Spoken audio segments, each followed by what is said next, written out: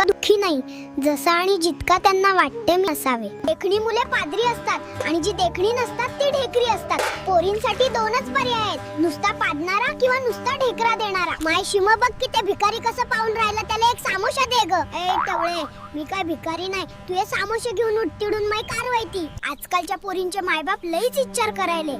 चांगलं स्थळ असलं तरीही देऊ की नको देऊ की नको असं होऊन राहिलं त्याईले. मी नवऱ्याची लई तारीफ करते की मवा नवरा लई हुशार आहे. हुशार म्हणजे हुडदंगा, शायना आणि रडका. मी कंपनीत आजच जॉईन झाले. सकाळपासून लग्नासाठी 4 प्रपोजल आली कंपनीतल्या पोरायची, पण ह्याला माहितच नाही की मी मॅरिड आहे ते. एक पोरगी जॉईन झाली, 20 लाख पॅकेज आणि तिला कॉम्प्युटर बी चालू करता येत नाही. तिला महिनाभर तर तेच शिकविलं. कुठून येतात अशा पोरी कानुमाय? लोक फोनवर खूप मोठ्या मोठ्या विचारांचे आणि उपदेशांचं स्टेटस ठेवत असतात, पण प्रत्यक्षात ते स्वतः तसं वागतच नाहीत. प्रेम होणार असेल तर होईलच. डोक्याने कितीही नाना म्हटलं तरी हृदय नाही ऐकणार. धडधड जेव्हा वाढेल तेव्हा हृदय सांगूनच देईल. काय चाललं मग चिंटू? अरे चिंटूची बातच नको करू तू. ह्यो चिंटू 20 रुपये की चड्डी में 6 करोड के सामान लेकर घुमेला. पुण्यात 30 लाखांचं पॅकेज होतं मला. ऑफिस मध्ये बऱ्याच मुलांनी लग्नासाठी विचारले, पण मी नोकरी सोडली आणि शेतकरी नवरा केला. मजेत आहे आता. आम्ही फटफटीवरनं जाताना मी फटफटीच्या आरशातून माझ्या नवऱ्याच्या डोळ्यावर नजर ठेवते आणि त्यानं जर कोणत्या बाईकडे पाहिलं तर बुक्कच घालते त्याच्या टाळक्यात. मी तुझ्या आठवणीत काल झोपू नाही शकलो. अहो काय बोलताय? खरंच? हो ना, तू नुसती खर्राटे देत होती ढुरू ढुरू. माझी पगारवाढ झालीये. किती? तुझी बोलती बंद करण्या एवढी. आलं होतं स्थळ मला हुशार इंजिनियर मुलाचं जर्मनीतल्या, पण बापानं लगीन लावून दिलं मव 7वी नापास बावळट मुलाशी परभणीतल्या. मित्रांनो, बायकोचे 2च प्रकार असतात.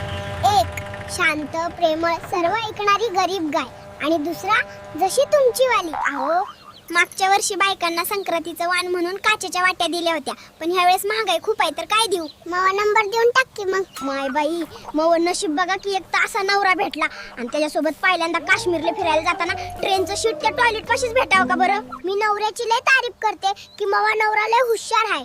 हुशार म्हणजे हुडदंगा, शायना आणि रडका, पण त्याला कुठं कळतं? माय बाई, मवा भोकण्या डोळ्याचा नवरा. त्याला रस्त्यावरला खड्डा बी दिसत नाही. फटफटी खड्ड्यातून नेली, मागचं शीट उचकिलं आणि उडाली ना मी हवेत. बाबूराव काय झाले वहिनींना? संक्रांतीचं गोड गोड बोलून तिचं डोकं दुखून राहिलं. सवय नाही ना तिले, नेहमी तिखट आणि कडूच बोलते ती. आज बाजारात कुणाच्या तरी बावळट बुद्धीच्या नवऱ्यानं त्याच्या पिशवीत आधी 1 किलो पिकलेली सीताफळं टाकली आणि त्यावर 4 किलो बटाटे टाकले. मै बायको लोकांसमोर लय बड्या बाता करीती की आमच्या ह्यांना विचारून सांगते, आणि घंटा विचारते ती काय मला, आणि घंटा ऐकते ती माझी कोणती गोष्ट. काल बाजारात एका पोराईनी त्या बाईला मागून सायकलवर धडकच दिली आणि ती बया पलडीनं जाऊन त्या भाजीवाल्याच्या गळ्यात. 90% मुलींना सभ्य, कर्तबगार, एकनिष्ठ, हुशार, प्रामाणिक, जिम वर्कआउट करून फिट राहणारी, मोठ्यांचा आदर करणारी मुले न आवडता फक्त छपरी मुलेच आवडतात. मायबाई, हे उठलं नाही का अजून? त्या कोंबड्याचं नरड बशीला आरडून आरडून सकाळपासून तरी बी हे उठत नाही बाई टायमावर. काय करायचं आता? मायबाई झोपेलच आहे का तिड अजून बी? ह्याचा सुट्टीचा नेहमीचा झोपेचा नखरा कोण चालून घ्यायला आता? उठ रे कुंभकर्णा, थांब आज धावतेच ह्याला इंगमावा. ओय ओय, काय करून राहिली व? इतक्या मरणाच्या थंडीची पाणी टाकून राहिली का अंगावर? वेडी बेडी झाली की काय सकाळी सकाळी? मग तुझी आरती ओवाळू की काय आता? 9 वाजले तरी उठायचं नाव घेत नाही तू. त्या कोंबड्याचं नरड सुकलं की आरडून आरडून. अहो त्या कोंबड्याला मार गोळी. पुढं तुझ्या बबड्याचं अंग गारटलं नव. त्या थंड्या पाण्यानं काय बी करते तू तर रेशमे. कोणाचा बबड्या? तुझ्या माईचा असशील तू बबड्या. मयासाठी तर तू रानगट हाय 1 नंबरचा. आता जर तू उठला नाही त्या बाजीवरून तर हे मटकच घालीन तुझ्या टाळक्यात. रेशमे घुमानर आहे, येड्यावानी नको करू असं काय बी. उठलो नव मी आता, चल चहा टाक.